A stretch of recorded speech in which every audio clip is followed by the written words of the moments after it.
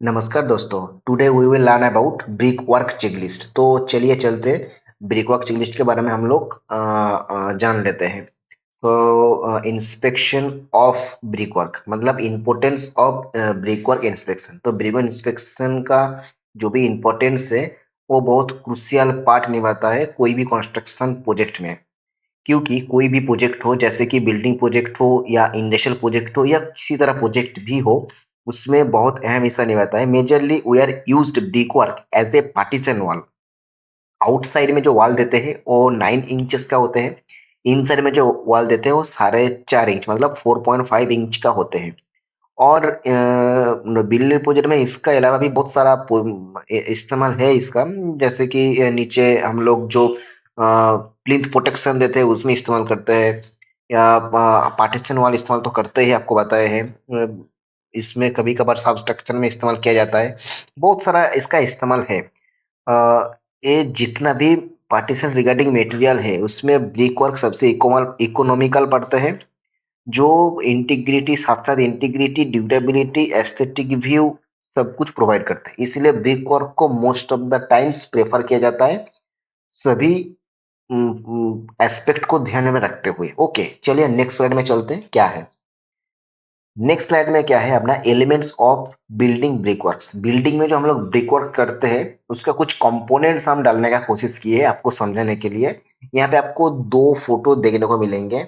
एक fast photo जो है, ऊपर वाला फोटो जो है, इसमें आपको देखने को मिलेंगे कि नीचे फुटिंग हो रहा है, फिर उसका ऊपर कॉलम हो रहा है, फिर उसका ऊपर आपका डीपीसी है, उसका ऊपर सुपर स्ट्रक्चर है। ऐसे नीचे और भी थोड़ा ब्रीफली थोड़ा सा उसको एक्सपेंड किया गया है, आपको दिखाया जा रहा है। तो जैसे कि आपको देख सकते हैं क्या फुटिंग है, फिर फ्लोरिंग आएंगे, डैम्प कोर्स आएंगे, फिर ब्रिक वर्क, विंडो सिल लेवल विंडो, फिर छत जाएंगे लिंटेल सीलिंग टॉप तक दिखाया गया है। ये दोनों फोटो अगर आप देखेंगे आपको थोड़ा सा नॉलेज आ जाएंगे कि कौन सा सुपर स्ट्रक्चर है कौन सा सब स्ट्रक्चर है। सुपर स्ट्रक्चर हम लोग किसको बोलते हैं, जैसा कि एनजीएल से ऊपर वाला जो स्ट्रक्चर उसको सुपर स्ट्रक्चर बोला जाता है, एनजीएल का नीचे वाला स्ट्रक्चर जो है उसको फाउंडेशन या सब स्ट्रक्चर बोला जाता है।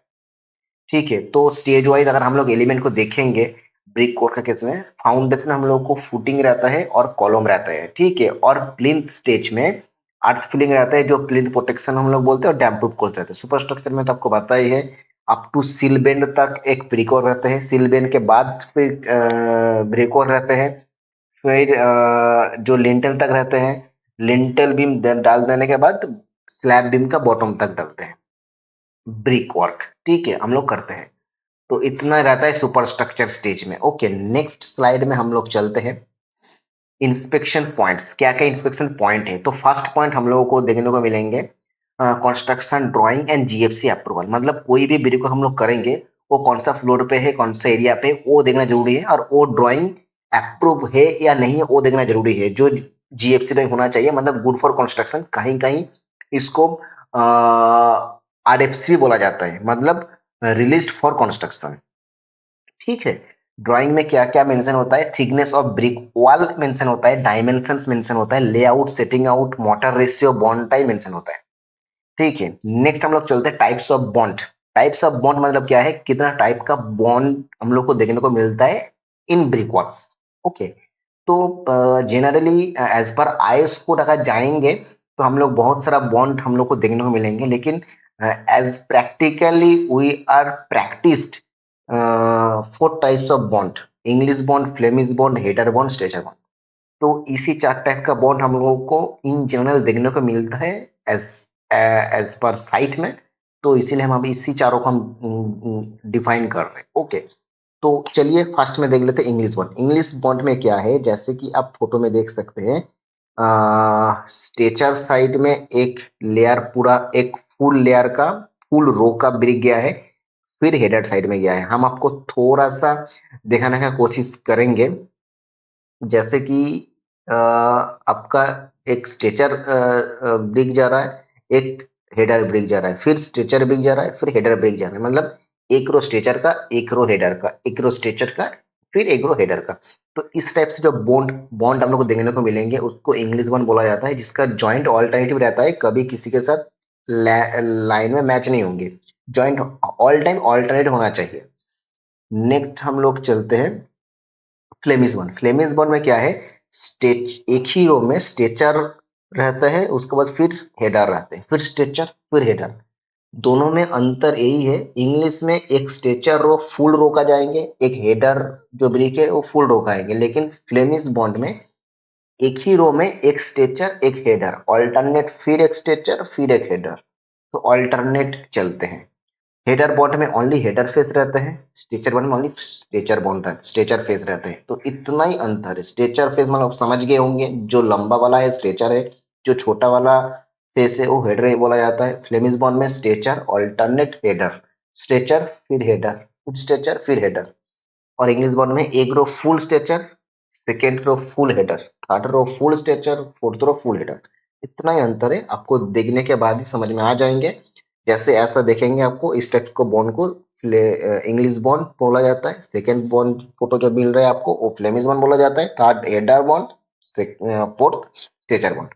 नेक्स्ट नेक्स्ट स्लाइड में मटेरियल डिस्क्रिप्शन। मटेरियल डिस्क्रिप्शन में क्या है, ब्रिक वर्क में जो जो मटेरियल हम लोग इस्तेमाल होता है, जैसे cement, masonry sand, bricks, waters. तो सीमेंट में हम लोग क्या क्या देखेंगे, सीमेंट जैसे ही बोरी आएंगे उसमें जो भी हम लोग को सीमेंट का ब्रांड है, मैन्युफैक्चर है, बैच नंबर है, वो सब वहाँ पे लिखा हुआ होता है। अच्छा, पहले चलते सीमेंट का ग्रेड टाइप्स में, जो भी आपका स्पेसिफिकेशन में अप्रूव है वही ग्रेड का, वही ब्रांड का और वही टाइप का सीमेंट मंगाना है, जो विद इन 3 मंथ होना चाहिए, जो मैन्युफैक्चरिंग डेट है उससे उतना टाइम था ना, तो उसको यूटिलाइज कर लेना चाहिए।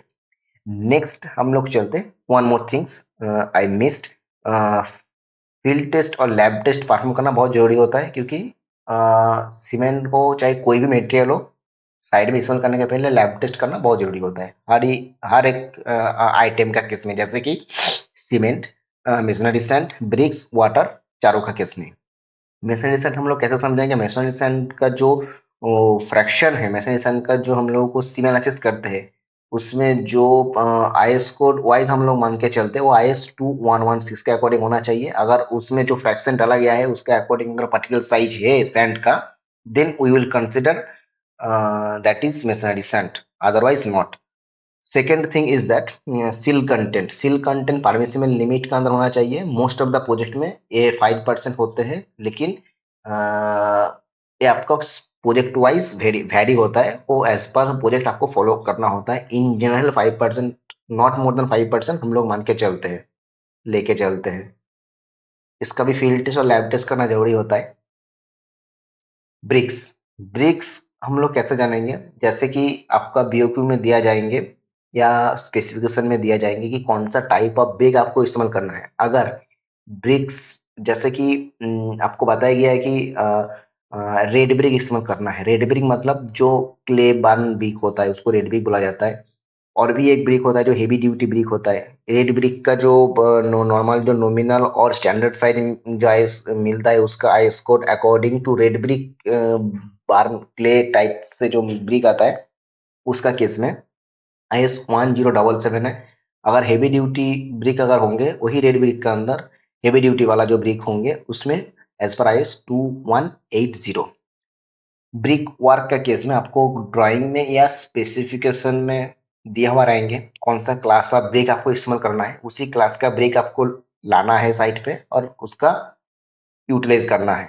कौन सा सोर्स से लाना है वो भी आपको क्लाइंट अप्रूवल लेना पड़ेगा और क्लाइंट से अप्रूव करवाना पड़ेंगे। ब्रिक साइट पे लाने के बाद फील्ड टेस्ट करना जरूरी होता है, बाद में उसको लैब टेस्ट में भेजना मैंडेटरी है। वाटर का केस में क्या है, जो भी हम लोग वाटर इस्तेमाल करते हैं, मिक्सिंग हो क्यूरिंग हो जो भी हो, वो एज पर IS 456 के अकॉर्डिंग होना चाहिए, जो कंस्ट्रक्शन वाटर का स्पेसिफाइड किया गया है। ब्रिक्स का हम एक फोटो डालने का कोशिश किए हैं, आपको दिख जाएंगे कि स्ट्रेचर फेस कौन सा है, हेडर फेस कौन सा है, एराइज फेस कौन सा है और फ्रॉग कौन सा है। ऊपर वाला जो फेस में जो गहराई रहता है उसको फ्रॉग बोला जाता है, हेडर फेस छोटा वाला साइड को, स्ट्रेचर फेस लंबा वाला साइड को, और उसका हर एक कॉर्नर को एराइजेस बोला जाता है। ओके, नेक्स्ट हम लोग चलते हैं ब्रिक सोकिंग। ब्रिक सोकिंग क्या है, ब्रिक्स को हम लोग पानी में थोड़ा सा भिगा के रखते हैं, जो एज पर IS 2212 में बताया गया है।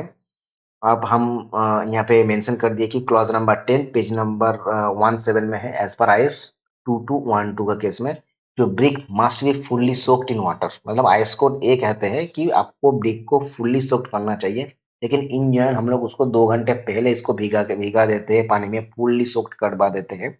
अगर कोई 24 आवर्स कर रहे हैं तो वो well and good.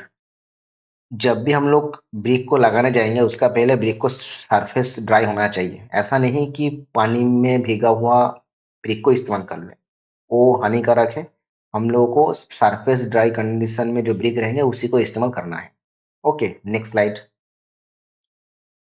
Material and tools verifications. Material and tools verification मतलब क्या है, कहना ये चाह रहा है कि जो भी हम लोग मटेरियल इस्तेमाल करेंगे या टूल्स इस्तेमाल करेंगे उसका अवेलेबिलिटी होनी चाहिए, उसका यूज करने के लिए उसका वर्किंग कंडीशन में रहना चाहिए। तो काम शुरू करने के पहले उसका वेरिफिकेशन कर लेना बहुत जरूरी होता है। जैसे कि कौन सा टूल्स है आपको फोटो में दिख जाएंगे। नॉर्मल ब्रिक्स टोयल है, मार्जिन टोयल है, गेज टोयल है, प्लम बॉब है, एंगल राइट एंगल लेंथ है, लाइन डोरी है, मेजरिंग टेप, फंटी मतलब एल्यूमिनियम चैनल्स, बहुत सारा चीज है। Okay,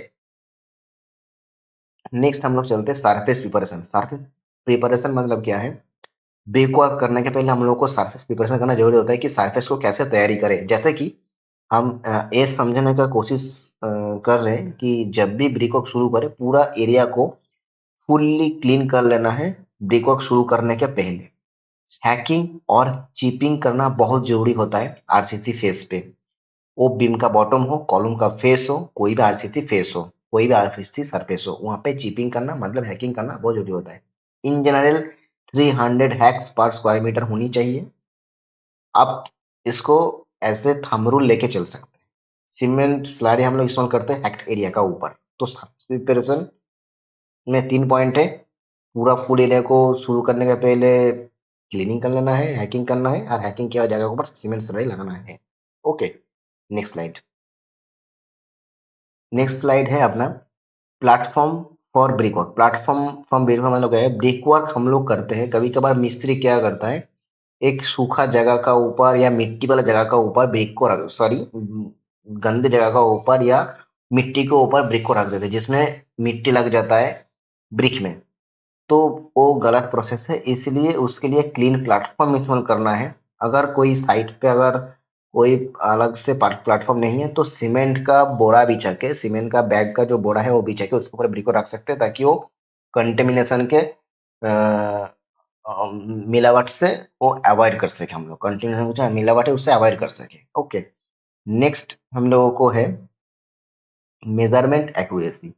use a measuring box or gauge box for accurate proportioning of mortar ingredient। तो हम लोगों को ड्राइंग पे दिया जाता है कि कौन सा मोटर इस्तेमाल करना है, मतलब कौन सी रेशियो का मोटर इस्तेमाल करना है, वो 1:4 हो, 1:6 हो, 1:5 हो, कुछ भी हो। तो हम लोग उसको कैसे वेरीफाई करेंगे, हम लोग एक गेज बॉक्स बनाएंगे।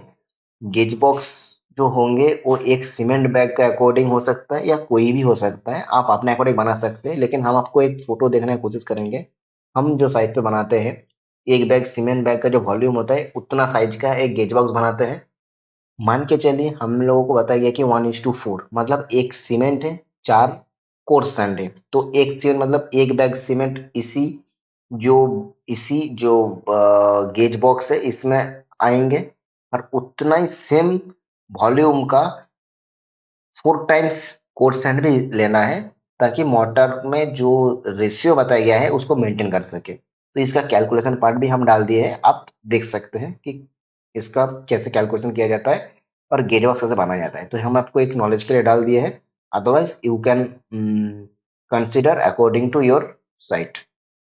Next slide, brick laying guidelines. Brick laying guidelines में बहुत सारा पॉइंट है, जैसे कि हम आपको एक एक करके बता देते हैं। जैसे कि आप फोटो में देख सकते हैं, fast course of brick over A concrete motor bed, मतलब कभी भी हम लोग ब्रिक लगाने जाएंगे उसका जो फास्ट ब्रिक हम लोग लगाएंगे कोई भी सरफेस का ऊपर, वो डायरेक्ट सरफेस के ऊपर ना रहे, मतलब क्लीन करने के बाद एक कंक्रीट का मोटर बेड डालना है, उसका ऊपर ब्रिक वर्क रखना है। Brick must be laid with the frog facing upside. Second photo में आप देखिए, जो भी हम ब्रिक लगाए हैं वो सभी फ्रॉग साइड ऊपर साइड में, मतलब फ्रॉग साइड ऊपर फेस में होना चाहिए। Start construction from corner and for proper alignment, मतलब कोई भी कॉर्नर एंड से उसको स्टार्ट करना आइडियल माना जाता है, क्योंकि प्रॉपर अलाइनमेंट तब सही रहता है। यूज प्लम्ब, देखिए फोटो में देख सकते हैं कि प्लम्ब का इस्तेमाल करना है वर्टिकल अलाइनमेंट का केस में, और लाइन डोर इस्तेमाल करना है हॉरिजॉन्टल अलाइनमेंट का केस में। वुडन डोर या वुडन फ्रेम अगर है तो उसको फिक्स कर लेना सही है, ब्रिक वर्क का सराउंडिंग। ठीक है, नेक्स्ट हम लोग चलते हैं एम्बेडेड होल फास्ट। अगर कोई एम्बेडेड होल फास्ट है ब्रिक में, अगर कोई एमएस डोर का मतलब एमएस मटेरियल का अगर कुछ फ्रेम होंगे उसमें एम्बेडेड होल्ड फास्ट होंगे, या कहीं पे होल्ड फास्ट अगर रहेंगे वो फुल कंक्रीट कंक्रीट से उसको कर लेना सही रहेंगे, ताकि वो साथ साथ वो होते रहे, अलाइनमेंट उसका भी सही बना रहेंगे। Next mortar ratio as per project specification according होना चाहिए। मोटर रेशियो आपको बीओक्यू में या ड्राइंग पे दिया जाएंगे कि कौन सा मोटर रेशियो इस्तेमाल करना है, या स्पेसिफिकेशन में दिया जाएंगे। आपको उसी का हिसाब से मोटर रेशियो इस्तेमाल करना है, जो एज पर IS 2250 के अकॉर्डिंग आपको फॉलो करवानी है। Okay, next slide. Motor application मतलब क्या है, कहीं भी हम लोग मोटर इस्तेमाल करेंगे उसका कुछ गाइडलाइंस होता है मोटर अप्लाई करने का, या मोटर यूटिलाइज करने का, मोटर यूज करने का। तो जैसे कि नॉट एक्सीडिंग 12 mm, जैसे कि आप फोटो में देख सकते हैं 12 mm से ज्यादा नहीं होना चाहिए। कौन सी मोटर है, जो एक ब्रिक दूसरी ब्रिक का बीच का जो मोटर है, एक ब्रिक और दूसरा ब्रिक का बीच में जो मोटर है ना, वो नहीं 12 mm से ज्यादा नहीं होना चाहिए, as per IS 2212 a general practice है। यूजिंग टाइम, वो 30 मिनट्स के अंदर कंज्यूम कर लेना बहुत सही है, उतना ही मेटेरियल बनाना है जितना 30 मिनट्स के अंदर आप कंज्यूम कर सके, एज पर 2250 के अकॉर्डिंग ये वाला गाइडलाइन है। मिक्सिंग मेथड क्या है, मिक्सिंग मेथड आपको एमएस ट्रे के ऊपर बनाना है, नहीं तो बेबी मिक्सर मशीन के ऊपर आप बना सकते हैं। ठीक है, नेक्स्ट हम लोग चलते हैं कंक्रीट बैंड या reinforcement band. As per IS 2212 clause number 11.8.1 page number 19 में दिया गया है, अगर आपका 4.5 इंच का वॉल है तब आपको कंक्रीट बैंड प्रोवाइड करना है, वो भी हर तीसरी और चौथी कोर्स के बाद, मतलब 3 लेयर या 4 लेयर का ब्रिक हो जाने के बाद आपको कंक्रीट बैंड प्रोवाइड करना है। अगर आप 9 इंच का वॉल लेके चलेंगे उसमें, उसका केस में 1 मीटर होते हैं, जिसमें 6 mm मिनिमम या मैक्सिमम 8 mm का सरिया डालना होता है, जिसमें 1:4 मोटर का रेशियो रहता है। अगर आप लैपिंग दे रहे हैं तो उसमें 300 mm का लैप देना चाहिए। जैसे कि आप देख सकते हैं फोटो में, मिडिल वाला जो फोटो है आप देख सकते हैं कि जो कंक्रीट बेंट हम लोग डाल रहे हैं वो कैसे डाल रहे हैं। ठीक है, और राइट साइड वाला जो फोटो है, थर्ड नंबर फोटो है, उसमें देखेंगे कि कितना कंक्रीट बेंट हम लोग डाले हैं। जितना हाइट हम लोग ऊपर जाएंगे उसके हिसाब से हम लोग कंक्रीट बेंट डालते जाएंगे। अगर सिल बेंट आ गया तो ठीक है, otherwise we can consider concrete band. Okay, next slide. Racking of joints as per IS 2210, rack racked जो है वो डेप्थ 10 mm होना चाहिए, बट मीन हम लोग नॉर्मली 6 mm तक लेके चलते हैं। 6 mm तक तो करना ही है, एज पर IS 2212 दिया जाता है, बताया जाता है, हम लोग उसको फॉलो करवाना है। लेकिन जनरल प्रैक्टिस में हम लोग 6 mm भी लेके हुए चलते हैं। जैसे रैकिंग मतलब आप समझ गए होंगे, फर्स्ट फोटो में जैसा आप देख सकते हैं, फर्स्ट फोटो में आप देख सकते हैं कि सेकेंड फोटो में आपको दिख जाएंगे कि जो ब्रिक, दोनों ब्रिक का बीच में जो एक खोदा हुआ जगह लग रहा है, जो मोटर को थोड़ा सा स्क्रैच बनाया गया है, उसको रैकिंग बोलते हैं। ओके, नेक्स्ट है daily height limitation. Daily height limitation हम लोग को 1 मीटर है एक दिन पे, मतलब एक दिन पे 1 मीटर से ज्यादा हम लोग हाइट नहीं बना सकते ब्रिक वर्क, मतलब ब्रिक वर्क टू एग्जीक्यूट या चुनाई का जो काम है वो 1 मीटर से ज्यादा नहीं कर सकते, एक दिन में 1 ही मीटर करना है। अदरवाइज ये सेटलमेंट क्रैक बना सकते हैं, क्योंकि सिल्क लोड वो लेने का कैपेसिटी 1 मीटर तक ही है, एज पर IS 2212। ठीक है, नेक्स्ट हम लोग है क्यूरिंग। क्यूरिंग हम लोग को 7 डेज तक मिनिमम करना ही है, मतलब एज पर IS 12 के हिसाब से बताया गया कि मिनिमम 7 डेज करना है। अगर उससे कोई ज्यादा करेंगे तो बहुत अच्छा बढ़िया, बहुत बढ़िया है, जितना क्यूरिंग करेंगे उतना पकड़ में आएंगे उतना स्ट्रेंथ बनेंगे, लेकिन मिनिमम 7 डेज आपको करना है ही है। Okay, next slide. Next slide में क्या है, क्वालिटी कंट्रोल। क्वालिटी कंट्रोल मतलब क्या है, ये जो एक पॉइंट है क्वालिटी कंट्रोल का, ये वाला जो पॉइंट है हम थोड़ा सा हम अपने एक्सपीरियंस डालने का कोशिश किए हैं, अदरवाइज ये कोई मैंडेट टेस्ट नहीं है जो आपको फॉलो करवानी है। जैसे कि नेलिंग टेस्ट, हम लोग सादे वाले नेलिंग टेस्ट करते हैं कि अगर इजीली पेनिट्रेट हो जाता है मोर्टार में, तब ये हम लोग इसको लेके चलते हैं कि इसमें और भी क्यूरिंग का जरूरत होता है। अगर नहीं मोर्टार में क्यूरिंग पेनिट्रेट होता है इजीली, हम लोग तब मान के चलते हैं कि क्यूरिंग का जरूरत नहीं होता है। ये मैंडेटरी नहीं है, ये फील्ड एक्सपीरियंस्ड वाला है, इसीलिए हम इसको ऐड किए हैं। ठीक है, नेक्स्ट हम लोग चलते हैं स्ट्रक्चरल कंसिडरेशन। मतलब स्ट्रक्चरल कंसिडरेशन में क्या है, अवॉइड एक्सेसिव चेजिंग। हम लोग ब्रिक वर्क करते हैं, ब्रिक वर्क के बाद हम लोग इलेक्ट्रिक कंडूट को ले जाते हैं, कंसील करते हैं, तो उस टाइम पे अगर चेजिंग करेंगे तो एक्सेसिव चेजिंग करना हानिकारक है, क्योंकि अगर सिंगल ब्रिक का वॉल है उसमें 20 mm से ज्यादा अगर करते हैं तो उसमें आर पार हो जाने का डर रहता है, और उसमें डर भी रहता है कि उसमें चेजिंग करेंगे वहां पे वो ब्रिक वर्क वीक हो जाएंगे। तो इसीलिए उसमें मैक्सिमम 20 mm या 30 mm तक करना आइडियल रहता है, ज्यादा नहीं करना अच्छा है। Chasing is required on both side face. अगर चेजिंग बोथ साइड कर रहे हैं, मतलब मान के चलिए आपका दो रूम है, एक रूम में चेजिंग कर रहे, सेकंड रूम में चेजिंग कर रहे, दोनों का सेम लोकेशन है, उसको अवॉइड करना है। मतलब सेम लोकेशन सेम एलिवेशन पे, मतलब सेम हाइट पे आपको नहीं करना है चेजिंग, अल्टरनेट अलग अलग लोकेशन पे करना है। और अगर कोई भी वॉइड्स अगर रह जाएंगे उसमें आपको कंक्रीट का जो पेस्ट बनता है उससे आपको फिल करना है, जिसमें जो सीमेंट सैंड रहेंगे और छोटा जो चिप्स होता है ना, छोटा स्टोन रहता है, उससे आपको कंक्रीट बना के फिल करना है ताकि उसमें पकड़ बने। नेक्स्ट अपना सेफ्टी मेजरमेंट। सेफ्टी मेजरमेंट में क्या है, use proper scaffolding when brick works. मतलब ब्रिक वर्क्स जब हम लोगों का 2 मीटर से अबव चल जाते हैं उस टाइम पे एक अच्छे से प्लेटफॉर्म बनवाना है जिसके ऊपर ब्रिक वर्क हम लोग करें, जिसमें अपना वर्कर्स ब्रिक वर्क कर सकते हैं आराम से खड़ा होके, जो विथ सेफ्टी का अंदर भी होंगे और आपका ब्रिक रखने के लिए भी एक अलग से प्लेटफॉर्म बन जाएंगे जो 2 मीटर के अबव हम लोग लेके हुए चलते हैं। ओके, तो रिलेवेंट आईएस कोड्स क्या है, कुछ रिलेवेंट आईएस कोड हम ऐड किए हैं जो ब्रिक वर्क इंस्पेक्शन रिगार्डिंग जरूरत पड़ता है, जैसे कि IS 1077, IS 2180, IS 3495 जो ब्रिक टेस्टिंग का है, रेड ब्रिक टेस्टिंग के है, IS 456 वाटर के लिए है। मतलब एक कोड ऑफ प्रैक्टिस है, लेकिन इसका अंदर एक क्लॉज है जिसमें वाटर का स्पेसिफिकेशन दिया गया है।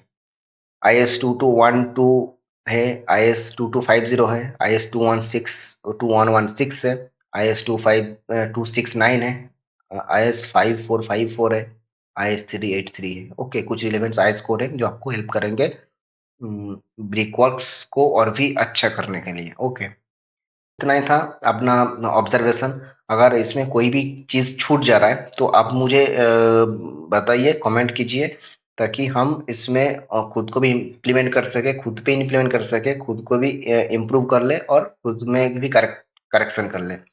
और अगर वीडियो अच्छा लगता है तो एक लाइक्स तो बनता है।